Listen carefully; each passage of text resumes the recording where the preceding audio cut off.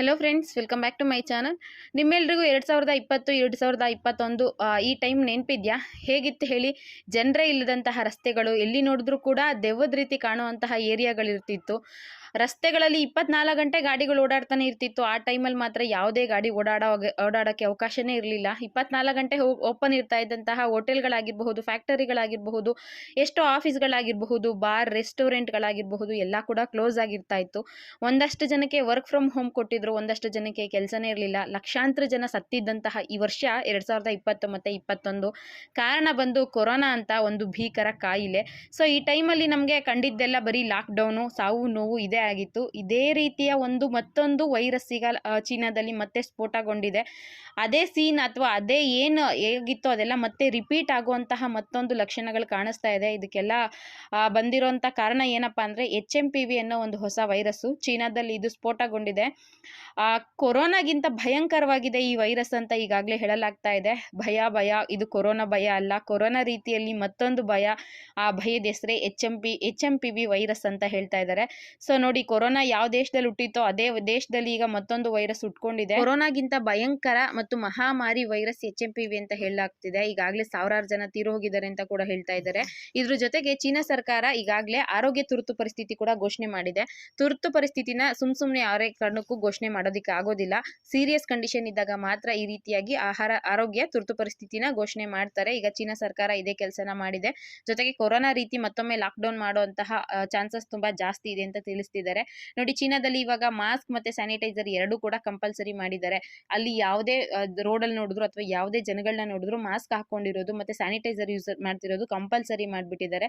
ನೋಡಿ, ಕೊರೋನಾಗಿಂತ ಭಯಂಕರ ಆಗಿರೋದ್ರಿಂದ ಆಗ ಏನ್ ಸಾವು ನೋವು ಆಗಿತ್ತು ಅದಕ್ಕಿಂತ ದುಪ್ಪಟ್ಟು ಆಗುವಂಥದ್ದು ಚಾನ್ಸಸ್ ಜಾಸ್ತಿ ಇದೆ ಅಂತ ಹೇಳ್ತಿದ್ದಾರೆ.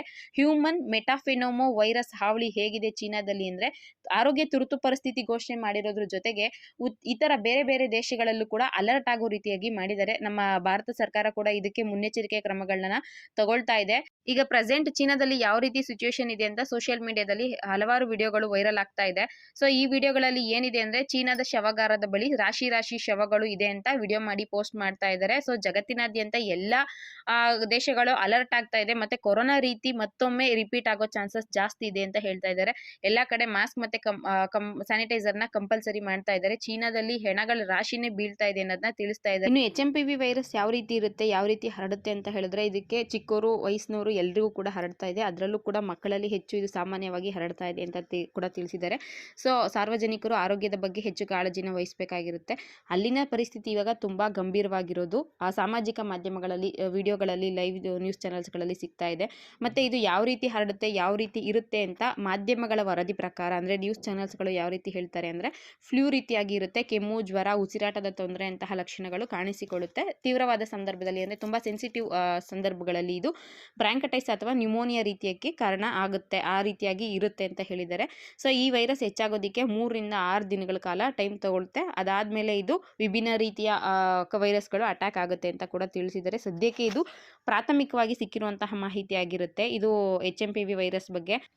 ಇನ್ನು ಭಾರತದಲ್ಲಿ ಇದ್ರ ಬಗ್ಗೆ ಈಗಾಗಲೇ ಮುನ್ನೆಚ್ಚರಿಕಾ ಕ್ರಮಗಳನ್ನ ತಗೊಳ್ತಾ ಇದ್ದಾರೆ. ಅಂದ್ರೆ ಭಾರತಕ್ಕೆ ಈ ವೈರಸ್ ಬರದೇ ಇರೋ ರೀತಿಯಾಗಿ ನಮ್ಮ ಭಾರತದವರು ಏನೇನ್ ಮಾಡಬಹುದು ಆ ರೀತಿ ಕಾರ್ಯಗಳನ್ನ ನಾವು ಕೈಗೊಳ್ತೀವಿ ಅಂತ ತಿಳಿಸಿದ್ದಾರೆ. ಆದ್ರೂ ಕೂಡ ಮನಸ್ಸಲ್ಲಿ ಭಯ ಅನ್ನೋದು ಇದ್ದೇ ಇರುತ್ತೆ. ಕೊರೋನಾ ಅಂದ್ರೆ ಸಾಕು, ಆ ಸಾವು ನೋವು, ಆ ಸಂಕಟ, ಆ ನೋವೇ ಬರುತ್ತೆ ಮನಸ್ಸಿಗೆ.